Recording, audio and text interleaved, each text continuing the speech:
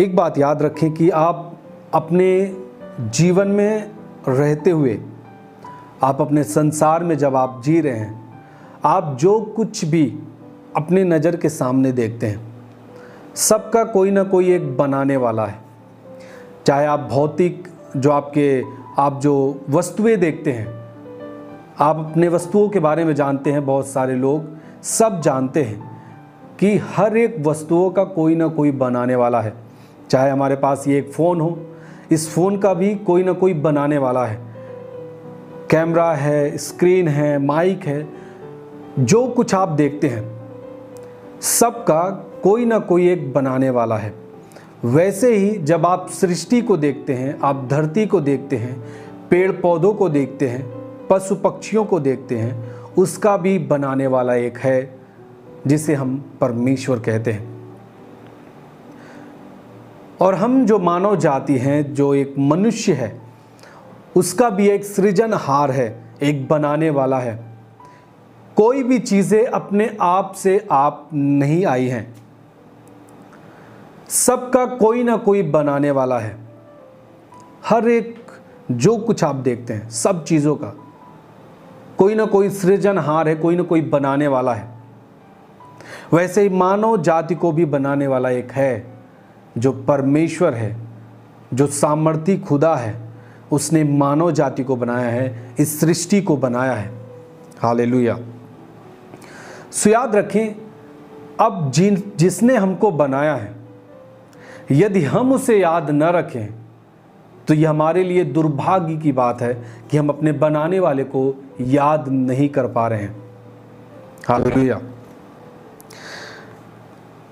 देखिए, याद करने का मतलब हमारे जीवन से उस परमेश्वर के लिए भक्ति, हमारे जीवन से उस परमेश्वर के लिए लगाव, हमारे जीवन से उस परमेश्वर के लिए प्यार, यही होता है कि हम अपने परमेश्वर को, अपने सृजनहार को याद कर पा रहे हैं। हालेलुया। यदि हम अपने बनाने वाले को जान जाएं, तभी हम जान पाएंगे कि हम इस मानव शरीर में क्यों बनाए गए हैं, हमारे बनाए जाने का इस धरती पर क्या उद्देश्य है। देखिए, जब तक आप ये नहीं जान पाएंगे कि आपको बनाने वाला कौन है, आपका कोई बनाने वाला है या फिर नहीं, तब तक आप अपने जीवन का सही उद्देश्य नहीं जान सकते हैं, आप कितना भी प्रयास कर लें। हालेलुया। आप तब अपने जीवन का सही उद्देश्य जान पाएंगे, समझ पाएंगे, जब आप अपने बनाने वाले को जान पाएंगे, अपने सृजनहार को जान पाएंगे। हालेलुया।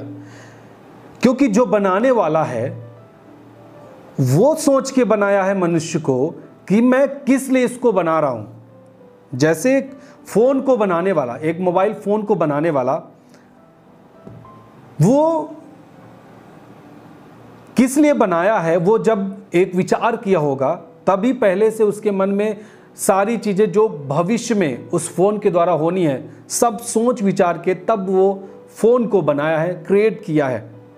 वैसे परमेश्वर है जिसने हमको बनाया है, और वो पहले से सोच कर बनाया है कि किस लिए मैं मानव जाति को बना रहा हूं। और यदि आप अपने जीवन का सही उद्देश्य जानना चाहते हैं और जानना चाहते हैं कि मैं क्यों इस धरती पर बनाया गया हूं, तब आपको जानना होगा कि आपका बनाने वाला कौन है। हालेलुया। सो आपको अपने खुदावन को जानना है, पहचानना है, उसे समझना है। जब आप उसे समझ जाएंगे, आप समझने पाएंगे कि मेरे जीवन का इस धरती पर रहने का उद्देश्य क्या है। हालेलुया।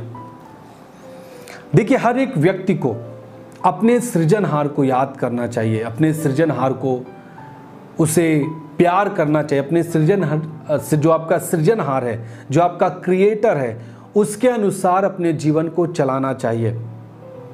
हालेलुया। इसी को भक्ति कहते हैं। भक्ति कोई एक कठिन चीज नहीं है कि हम नहीं कर सकते। बहुत सारे जवान लोगों ने तो एक सीमा ठहरा दिया है, एक सीमा बांध दिया है कि एक बुढ़ापे की जो अवस्था होती है उसमें लोग भक्ति कर सकते हैं। मैं आपको बताना चाहता हूँ, there is no age limit for doing devotion.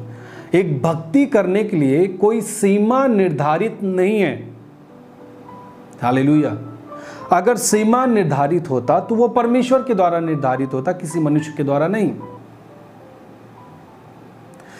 सृजनहार ने जब बनाया तो कोई एक समय निर्धारित नहीं किया, जैसे एक मनुष्य जो ज़्यादातर युवा एक समय निर्धारित करते हैं कि बुढ़ापे में भक्ति की जाती, जिनका एज बहुत ज़्यादा है, आज वो सीनियर है, तब वो भक्ति करे, उनके लिए भक्ति होती है। हालेलुया। लेकिन बाइबल के अनुसार भक्ति करने की कोई सीमा नहीं होती, कोई एज की सीमा नहीं होती। बाइबल के अनुसार हर एक मानव जाति को अपने परमेश्वर की भक्ति करनी चाहिए, अपने परमेश्वर को, अपने सृजनहार को याद करना चाहिए। हालेलुया। बहुत सारे जवान लोग, काफ़ी लोग कुछ इस तरीके से सोचते हैं भक्ति को, यदि मैं भक्ति करूंगा तो मैं आज़ादी के साथ जी नहीं पाऊंगा, मैं अपने जीवन को आज़ाद महसूस नहीं कर पाऊंगा, क्योंकि भक्ति मुझे लिमिट कर देगी, मुझे पाप से हटने की इजाज़त देगी, मुझे पाप से हटना होगा, मुझे नशे से हटना होगा, मुझे झगड़े से हटना होगा, मुझे जो हमारे दोस्त हैं जो गलत चीज़ों में, उनके साथ मुझे संगति करने से हटना होगा, चोरी से हटना होगा, व्यभिचार से हटना होगा जब मैं भक्ति करूंगा तो।